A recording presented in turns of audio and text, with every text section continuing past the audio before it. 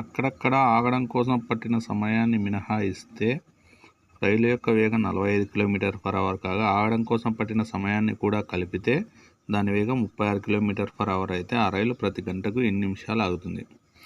ఇక్కడ ఏదంటే ట్రైను ఎక్కడ ఆగకుండా ప్రయాణం చేస్తే దాని యొక్క వేగం 45 kmph, అదే ఆగితే 36 kmph.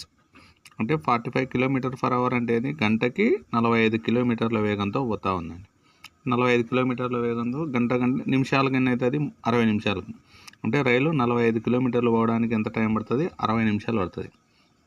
ఇక్కడ మనం అర్థం చేసుకోవాల్సింది ఏంటంటే 45 km/h పోతుంది ఎప్పుడు ట్రైన్ ఆగకుండా వెళ్తే, ఆగితే 36 km/h పోతుంది. అంటే ఇక్కడ ఆగకుండా పోతుంటే 45 పోతుంది, ఆగితే 36 పోతూ ఉందంటే ఇక్కడ తేడా ఎంత వస్తుంది? 9 కిలోమీటర్లు. 9 కిలోమీటర్లు దేనివల్ల వస్తుంది? ట్రైన్ ఆగడం వల్ల వస్తుంది. అంటే ట్రైన్ ఆగడంతో దీనికి ఎంత లేట్ అవుతుంది? 9 కిలోమీటర్లు నిదానంగా వెళ్తా ఉంది. అంటే 9 కిలోమీటర్లు ప్రయాణం చేయడానికి ఎంత టైం పడుతుందో ఆ టైం అనేది ఆ ట్రైన్ ఎక్కడ ఉన్నట్లు? బండి ఆగినట్లు.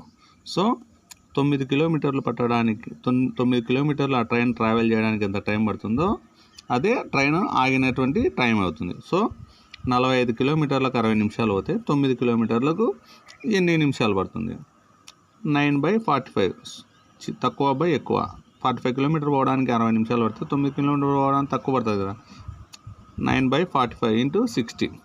15 3 15 4 3 1 3 3 3 4 12 minutes పడుతుంది.